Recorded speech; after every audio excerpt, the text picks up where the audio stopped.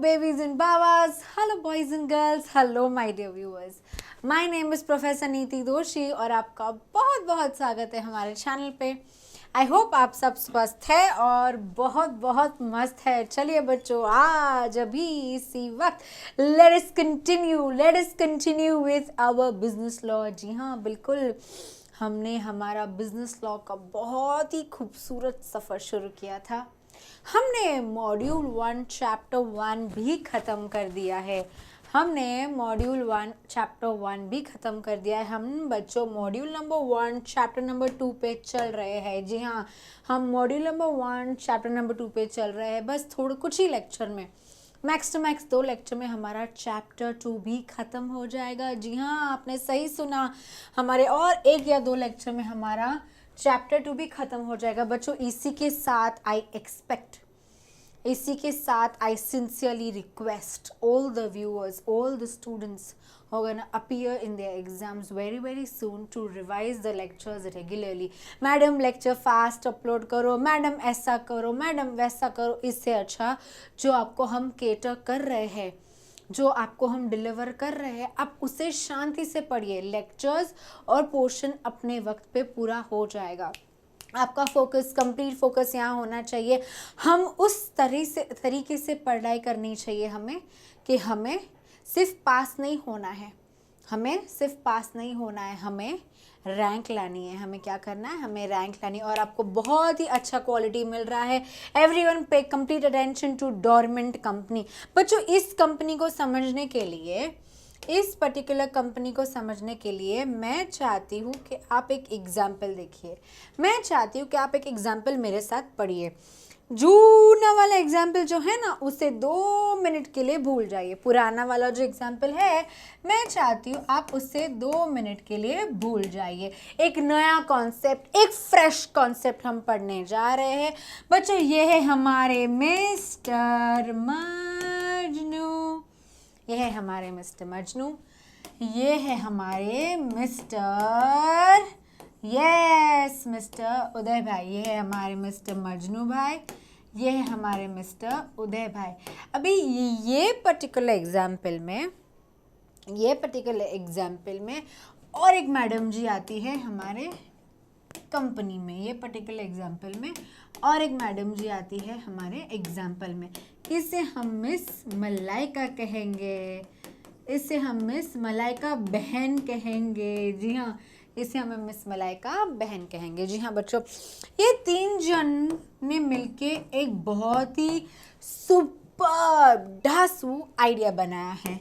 Idea के बारे में सोचा है और एक बहुत ही अच्छा इन्वेंशन किया है. क्या करते हैं ये लोग बच्चों? प्लास्टिक में से, this is incomplete example, please don't get serious on this. Plastic में से ये लोग फैब्रिक बनाते हैं. प्लास्टिक में से बच्चों ये लोग फैब्रिक बनाएंगे. इन्होंने ये तीनों ने मिलके बहुत ही डिटेल में रिसर्च की, बहुत ही रिसर्च की, समझने की कोशिश की, स्टडीज़ किया, एक्सपेरिमेंट किए, मशीन्स खरीदे. उन्होंने एक IPR, इंटेलेक्चुअल प्रॉपर्टी राइट, एक कॉपीराइट है, पेटेंट है, जो भी है, उन्होंने अपने नाम पे, इस कंपनी के नाम पे, अपने नाम पे उनको रजिस्टर भी करवाना है.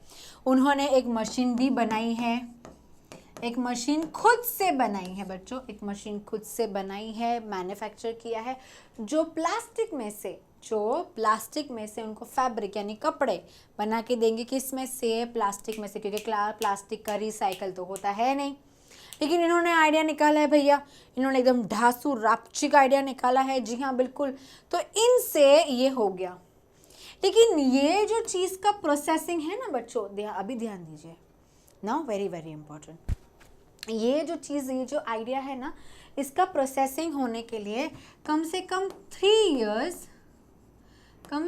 3 इयर्स दे विल रिक्वायर. 3 साल, उनको 3 साल लगेंगे ये प्लास्टिक को फैब्रिक में कन्वर्ट करने के लिए, और मशीन को वर्किंग स्टेज पे लाने के लिए उनको 3 साल लगेंगे. उनको ये कंपनी बनानी है, ये जो करती है ना, ये कंपनी को उनको रजिस्टर करवाना है. लेकिन गौर फरमाइए, ध्यान दीजिए, ये कंपनी का जो वर्किंग है ना बच्चों, वो 3 साल के बाद शुरू होगा। ये कंपनी का जो वर्किंग है ना, वो 3 साल के बाद शुरू होगा। लेकिन इनका एक चॉइस है, चॉइस ऑफ नेम है, और उनको ऐसा लगता है सिंस अभी उनके पास टाइम है, उनको एक कंपनी बना देनी चाहिए। ध्यान दीजिए, ध्यान दीजिए, ध्यान दीजिए। सिंस उनके पास अभी टाइम है, उनको ये एक कंपनी बना देनी चाहिए। नाम उनको रखना है, नाम देखिए, just friends, just friends private limited. Comment section में मुझे लिख के बताइए क्या आपको ये नाम अच्छा लगा। कंपनी का नाम उनको रखना है just friends private limited. Majnu भाई, उदय भाई और हमारी मलाइका बहन। जी हाँ, 3 साल के बाद उनके पास एक बहुत ही ढांसू रापचिक आइडिया है। उन्होंने IPR भी रजिस्टर करवा दिया है, उनके पास पेटेंट है, उनके पास कॉपीराइट है, उनके पास ट्रेडमार्क है, जो भी है उन्होंने कर दिया है। अभी बात कुछ ऐसी है कि कंपनी का जो रियल वर्किंग है ना बच्चों, कंपनी का जो रियल फंक्शनिंग है ना, जो रियल में कंपनी काम करती है, वो 3 साल के बाद होगा, वो 3 साल के बाद होगा। लेकिन उनको लगा क्यों ना हमें ये नाम भी मिल रहा है, ये नाम एक्चुअली अवेलेबल है, 3 साल के बाद शायद हो सकता है ये नाम अवेलेबल ना हो सकता है 3 साल के बाद हम इतने बिजी हो जाए कि हमें कंपनी को रजिस्टर करवाने का टाइम ना मिले, इसीलिए क्यों ना ये प्रोसेस आज ही करते हैं। तो बच्चों, ऐसी कंपनी, नाम पढ़िए, डोरमेंट कंपनी। एक ऐसी कंपनी जो रजिस्टर तो हो जाती है, जो कंपनी तो बना दी जाती है, जिसको सर्टिफिकेट ऑफ इनकॉर्पोरेशन वगैरह तो मिलता है, कानून की नज़र में वो रियल कंपनी बन जाती है। लेकिन आज उस कंपनी का कोई काम नहीं है, वो कंपनी कुछ काम नहीं करती, इसीलिए वो कंपनी के पास आज एक डोरमेंट स्टेटस है। ऐसा स्टेटस जो बताती है कि कंपनी का एक्चुअली अभी कुछ काम है नहीं, कोई सिग्निफिकेंट अकाउंटिंग ट्रांजैक्शंस नहीं है। कंपनी इसीलिए बनाई गई है कि फ्यूचर में कोई फ्यूचर प्रोजेक्ट्स बनाने के लिए, कोई फ्यूचर प्रोजेक्ट्स पे काम करने के लिए कंपनी आज बना दी गई है। कोई IPR, कोई एसेट होल्ड करने के लिए कंपनी के नाम पे कोई एसेट, अभी उन्होंने मशीन आज बनाया ना, मशीन आज बना दिया, लेकिन मशीन किसके नाम पे करेंगे, इसीलिए उन्होंने सोचा क्यों ना हम कंपनी बना देते हैं, कंपनी के नाम पे मशीन रजिस्टर करवा देते हैं, और भले ना हम 3 साल के बाद यूज़ करें, भले ना हम उसके वर्किंग 3 साल के बाद करें, बस इसी को बच्चों हम डोरमेंट कंपनी कहते हैं, जिसका अभी वैसे तो कोई फंक्शनिंग नहीं है, जिसका अभी वैसे तो कोई वर्किंग नहीं है, बट कंपनी बना देते हैं for future purposes under Dormant Company of Companies Act 2013। Meaning of dormant company, my dear viewers, देखेंगे, पढ़ेंगे, समझेंगे। Meaning of dormant company, read please. Where a company is formed and registered, company बना दी गई है, कंपनी को register कर दिया गया है under the companies act 2013 for a future project, things to be underlined, for a future project to hold an asset or IPR यानी intellectual property right, intellectual property right यानी ट्रेडमार्क है, patent है, registered करना के लिए, क्यों, so that वो अपने नाम पे हो जाए, किसके नाम पे, कंपनी के नाम पे हो जाए। इसीलिए वापस दोबारा पढ़ेंगे, where a company is formed, registered under the Companies Act 2013, उसका incorporation हो गया है, फॉर फ्यूचर प्रोजेक्ट, आज नहीं बट कल करने वाले हैं, to hold an asset or intellectual property and has no significant accounting transaction, such a company or an inactive company may make an application to the registrar seeking the status of dormant company under section 455, underline everybody, under section 455 company register होने के बाद वो apply कर सकती है dormant status के लिए, यानी इनएक्टिव कंपनी स्टेटस के लिए। और जैसे ही वो कंपनी वापस फंक्शनिंग में आती है, जैसे ही वो कंपनी वापस फंक्शन करना स्टार्ट करने वाली, तभी वो इनएक्टिव स्टेटस को हटा के ये कंपनी को एक्टिव स्टेटस मिल जाएगा, इस कंपनी को एक्टिव स्टेटस मिल जाएगा। जी हाँ, बिल्कुल। आगे बढ़ेंगे। The term, try to understand everyone, the term inactive company means, inactive company का एक्चुअली मतलब क्या होता है। means a company which has not been carrying on any business or operation. ऐसा कंपनी जो एक्चुअली अभी तक अपना बिजनेस नहीं शुरू किया है, ऐसी कंपनी जिसने अब तक अपना बिजनेस शुरू नहीं किया है, ऑपरेशंस शुरू नहीं किए हैं, और has not made, underline, has not made any significant accounting transaction. आपके दिमाग में एक क्वेश्चन आना चाहिए कि मैडम सिग्निफिकेंट अकाउंटिंग ट्रांजैक्शन का मतलब क्या होता है. वो हम आगे बढ़ेंगे. देखिए, during the last 2 financial year, बच्चों during the last 2 financial year में अगर वो कंपनी ने अपना बिजनेस नहीं स्टार्ट किया, वो कंपनी कोई भी बिजनेस नहीं करती, कोई भी ऑपरेशन नहीं करती है, और कोई भी सिग्निफिकेंट अकाउंटिंग ट्रांजैक्शन अगर उसके बैलेंस शीट में यानी उसके अकाउंट्स में नहीं है 2 सालों तक, or has not filed financial statements or annual returns during the last 2 financial year, ऐसी कंपनी को हम डोरमेंट कंपनी कहेंगे. अभी मेन जो आपके दिमाग में क्वेश्चन था कि भैया सिग्निफिकेंट अकाउंटिंग ट्रांजैक्शन का मतलब क्या होता है, सिग्निफिकेंट अकाउंटिंग ट्रांजैक्शंस का मतलब क्या होता है. देखिए, the term significant accounting transaction means, significant accounting transaction का मतलब क्या होता है, मतलब बताते हैं एनी ट्रांजैक्शन अदर देन, इन चार को छोड़ के कोई भी अकाउंटिंग ट्रांजैक्शन होगा उससे हम सिग्निफिकेंट मानेंगे. इन चारों को सिग्निफिकेंट नहीं मानेंगे. यानी अगर आपको डोरमेंट स्टेटस के लिए अप्लाई करना है, ध्यान दीजिए, डरिए मत, ध्यान दीजिए, अगर आपको डोरमेंट स्टेटस के लिए अप्लाई करना है तो ये चार अगर ट्रांजैक्शन आपके होते हैं तो चलेगा, क्योंकि इन्हें हम सिग्निफिकेंट अकाउंटिंग ट्रांजैक्शन नहीं मानते हैं. इनके अलावा कोई ट्रांजैक्शन होगा तो उसे सिग्निफिकेंट माना जाएगा. देखिए बच्चों, फर्स्ट है payment of fees by a company to the registrar. हाँ बच्चों, ये तो अकाउंटिंग ट्रांजैक्शन है, माना, लेकिन ये सिग्निफिकेंट, अगर इसको भी मानोगे सिग्निफिकेंट, तो ये कंपनी को डोरमेंट स्टेटस कैसे मिलेगा. इसीलिए अगर कोई पेमेंट कर रही है कंपनी किसे, रजिस्ट्रार को, कोई फीस पे कर रही है, तो इसे हम सिग्निफिकेंट अकाउंटिंग ट्रांजैक्शन नहीं मानेंगे. ये ट्रांजैक्शन किया, फिर डोरमेंट स्टेटस के लिए अप्लाई किया तो चलेगा भाई, तो चलेगा, ये सिग्निफिकेंट ट्रांजैक्शन नहीं है. Second, payments made by it to fulfill the requirements of this act or any other law, सिर्फ लॉ को फॉलो करने के लिए,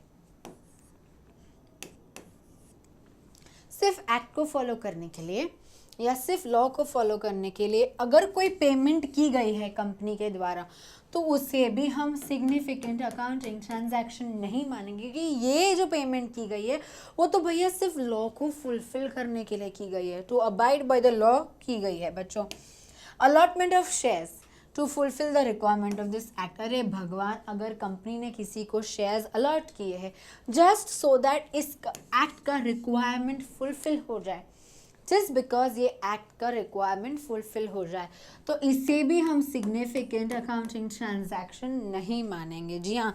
लास्ट बच्चों, payments for maintenance of its office and records. अरे बाप रे, अगर आपको ऑफिस रिकॉर्ड्स, ऑफिस मेंटेन करने के लिए, रिकॉर्ड्स मेंटेन करने के लिए आपने कुछ पेमेंट की है, अगर आपने कुछ पेमेंट की है तो इसे भी हम सिग्निफिकेंट अकाउंटिंग ट्रांजैक्शन नहीं मानेंगे. जी हाँ बच्चों, इन चार को छोड़ के, ध्यान दीजिए, समझने की कोशिश कीजिए, इन चार ट्रांजैक्शंस को छोड़ के, इन चार ट्रांजैक्शन को छोड़ के अगर कोई भी और ट्रांजैक्शन किए हैं, अगर कोई भी और ट्रांजैक्शन की है तो उससे मैं सिग्निफिकेंट अकाउंटिंग ट्रांजैक्शन मानूंगी. लेकिन अगर सिर्फ ये चार हुए हैं कंपनी के बैलेंस, आई मीन कंपनी के अकाउंट्स में सिर्फ ये चार ट्रांजैक्शन हुए हैं तो इसे सिग्निफिकेंट नहीं मानेंगे. और ये कंपनी ऐसे ट्रांजैक्शन करने के बाद भी डोरमेंट स्टेटस के लिए अप्लाई कर सकती है. आई होप ये कॉन्सेप्ट कंप्लीटली क्लियर है बच्चों. मुझे आशा है कि आपको चीज़ें समझ में आ रही है. A company can be non trading. A company can be non-trading in the sense it is not doing business, still it may have significant accounting transaction. Non trading है तो भी उसके पास उसके अकाउंट्स में सिग्निफिकेंट अकाउंटिंग ट्रांजैक्शन हो सकते हैं accordingly. बस उसी तरह एक non trading company is not a dormant company. बच्चों this is to be understood, ज़रूरी है कि accordingly a non trading company is not a dormant company. जी हाँ। Who will maintain dormant company? Dormant company को मेंटेन कौन करेगा? Dormant company को मेंटेन कौन करेगा? ध्यान दीजिए, there are expenses associated with keeping a company on the register. जी हाँ, अगर कंपनी को आपको रजिस्टर में मेंटेन करना है, रजिस्ट्रार के पास दिखाना है कि भाई अभी भी ये कंपनी है, तो उसमें कुछ एक्सपेंसेस, कुछ खर्चा आपको लगेगा ही लगेगा। In particular there is an annual document processing fee. जी हाँ, annual documents processing fees payable on the delivery of an annual return. जब भी एनुअल रिटर्न डिलीवर करते हो तभी आपको फीस, प्रोसेसिंग फीस पे करनी पड़ती। किससे? डोरमेंट कंपनी को। किसको? रजिस्ट्रार को। Okay, while the company is dormant, while the company is dormant, various other documents and annual company balance sheet must still be prepared। अगर वो डोरमेंट है तो भी कुछ डॉक्यूमेंट्स ऐसे हैं जो प्रिपेयर करने ही पड़ेंगे। still be prepared and filed with the ROC। ROC का मतलब क्या होता है? फुल फॉर्म मुझे कमेंट सेक्शन में लिख के बताएंगे आप। The company will have to decide how expenses will be met। Company को डिसाइड करना पड़ेगा ये एक्सपेंसेस यानी ये खर्चा कौन देखेगा। And Who will run the company? I know it is dormant company, फिर भी जो बेसिक रिक्वायरमेंट्स है वो कौन फुलफिल करेगा ये भी उनको डिसाइड करना है। And be responsible for ensuring that all the legal requirements are met. और मेक श्योर करना है कि लीगल रिक्वायरमेंट्स जितने भी हो वो फुलफिल होने चाहिए। आगे बढ़ेंगे। If it is to remain dormant, अगर वो कंपनी को डोरमेंट ही रहना है, a company cannot have paid employees, तो कंपनी अपने एम्प्लॉयज़ को कैसे पे करेगी? Because their wages would have been recorded in the accounting records. पर अगर वेजेस तो पे कर ही नहीं सकते, नहीं तो वो तो सिग्निफिकेंट ट्रांजैक्शन हो जाएंगे। However all companies including those that are not dormant must have at least two directors in case of a private company, one director in case of OPC, and point to be noted here, 3 directors in case of a public company, 1 for OPC, minimum number of directors की बात कर रही हूँ, 2 for a private company and 3 for a public company। जी हाँ, समझ में आया बच्चों? आगे बढ़ेंगे। The directors would manage the company on behalf of the shareholders. Company को मैनेज कौन करेगा? डायरेक्टर्स। किसके बिहाफ पे? शेयर होल्डर्स के बिहाफ पे। Okay, among other things they are responsible for holding meetings and ensuring that all the necessary returns यानी filing accounts and other documents reach यानी ROC तक पहुंचना है ड्यू डेट के अंदर। ड्यू डेट आने से पहले, ड्यू डेट जाने से पहले ये जो हम बात कर रहे हैं अकाउंट्स की या जो भी रिक्वायरमेंट्स है वो रजिस्ट्रार के पास जानी ही चाहिए माय डियर व्यूअर्स। आगे बढ़ेंगे। The accounts must be prepared. जो अकाउंट्स की हम बात कर रहे हैं बच्चों, अभी भी हम डोरमेंट कंपनी के ही बारे में पढ़ रहे हैं। आई होप आप भूल नहीं गए हो। The accounts must be prepared laid before the company's members in the general meeting, signed and delivered to the ROC within the time allowed. ROC के पास signed copy of balance sheet यानी financial returns जाने चाहिए। जी हाँ, a dormant company would not have statement of profit and loss. Dormant company को statement of profit and loss नहीं बनाना है ऑब्वियस रीजंस के लिए, but would have a balance sheet as on every reporting due date. It is to be made clear. क्या बोल रहे हैं?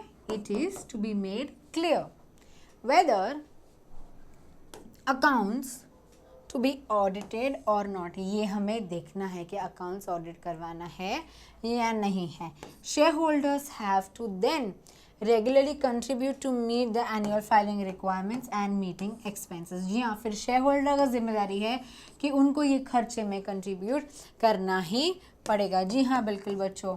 Yes, this brings us my dear viewers to the end of this lecture. Now I hope आपको सारी चीज़ें जो हमने आज सीखी, ये लेक्चर में सीखी, वो आपको समझ में आई हो। अगर आपको कोई भी डाउट्स है, feel free to reach out us in the comment section. I hope आप इंटरैक्टिव रहे हमारे साथ कमेंट सेक्शन में, सो दैट हमें भी पता चले कि हमारे व्यूअर्स को कितनी चीज़ें समझ में आ रही है, कितनी चीज़ नहीं समझ में आ रही है। दिस इज़ प्रोफेसर नीति दोषी साइनिंग ऑफ। Thank you.